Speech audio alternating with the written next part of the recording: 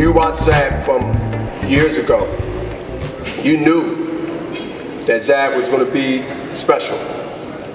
And like I said, we're from the same era by years or two, but basically, in our prime, in my prime, I got a chance to know him personally, and also I can say know him as a friend and as a fighter, one weight class to another. So in saying that, he's home, Paulie's home, they fighting in Brooklyn. I know this is a dream because I heard him say that to be able to do this at this stage in this brand new arena. See, 5-time champion. I don't want to take no achievements from him. 5-time champion. I mean, that's big. That's history. You know, that's Hall of Fame status.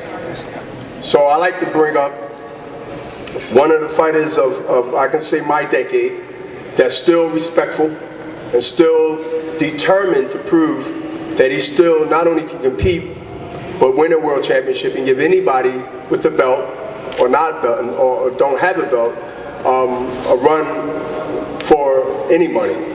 Zab Super Judah, Brooklyn. Thank you. First of all, I want to give an honor to God. It's a beautiful situation, getting everybody here safe.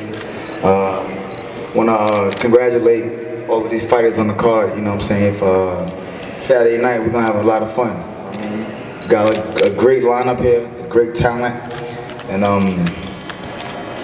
first and foremost, you know, I'm gonna thank Paulie and Team Malignaggi for taking this opportunity. I want to thank Golden Boy, Super Judah Promotions. I want to thank Showtime. I'm probably the only fighter up here that didn't thank Al Heyman yet. It's all good though. Big shout to Al. But anyway, this is first of all, welcome to my office, guys. If you guys don't know, this is my office. They built this arena here for me.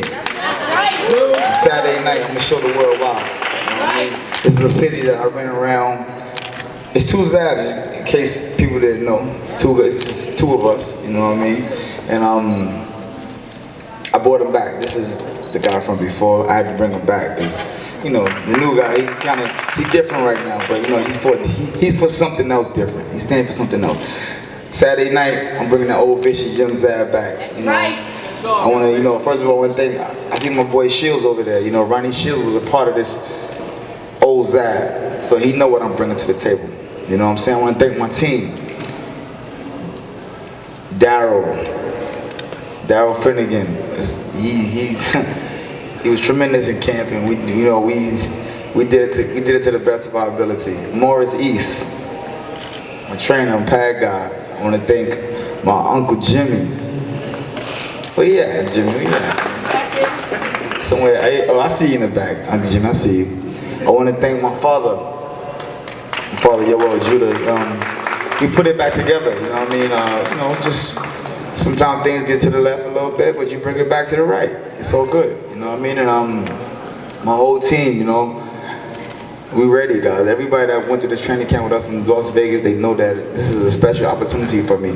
You know, it's really got nothing to do with, you know, my man Paulie, nothing like that. It's just the opportunity of crowning yourself the king of your city. I mean, like I told guys before, my mind frame is this the old Roman days. And everybody know back in the old Roman days, it was only one king.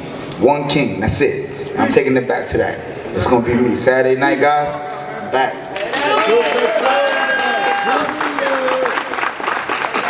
Man, I'm telling you, it's the main event right there. We're both from Brooklyn. So I'm letting y'all know, it ain't like, this is one of the times I ain't heard nothing about. I seen both guys. You know what I mean? Yo, Paulie, what's up? Yo, Zab. You know what I mean? It was like, I was like, man, because I didn't want to get in between this thing, man, because I love both of them. I mean, seriously, I've seen both of them come up. I respect them, they respect me. So I was spared from you know, telling them, hey man, it's 50-50. Who you think won it? 50-50, man. 50-50. So let me run off this man's resume and achievements. And you know, to win one title, great. It's an accomplishment that fighters, most of them, won't win or won't get a chance to do. for whatever reason. Former two-time division world champion.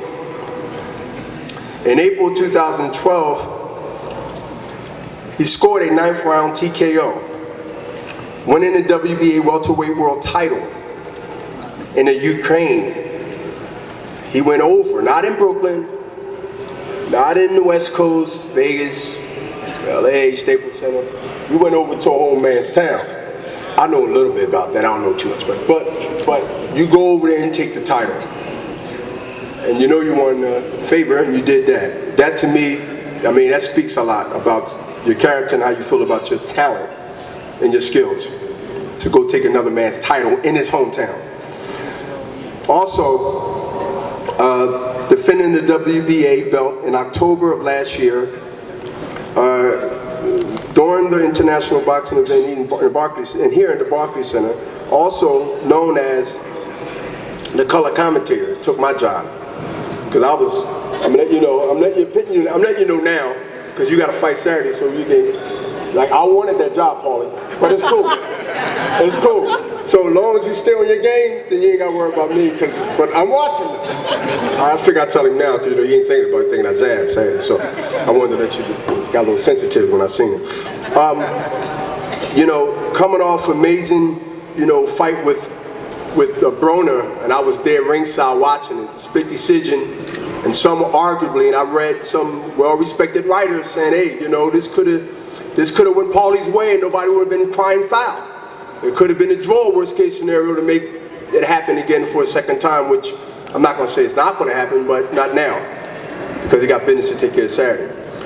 But that shows, when he fought Broner, that he still has a lot left, not only in his spirit and his skills, but his determination to win 2 championships in his career and still have the fire in his belly to be able to compete at an age where he will be thinking about easier fights maybe if he still wants to fight, or finding an exit way out of the business. But he chose to keep taking the big challenges and the big fights. And that's what I respect about him, and I respect about Zab Judah and those who also follow that blueprint. So I'd like to introduce Paulie, 2-time champion. Definitely has a great chance. It depends on what he do from now and then. 1 ballot Hall of Famer, same as Zab Judah, I believe so, because you put work in and you got the resume to prove it. But you add more to it, which makes it even better, where there's no doubt. So I'd like to introduce Paulie from Brooklyn. Paulie from Brooklyn, come on up.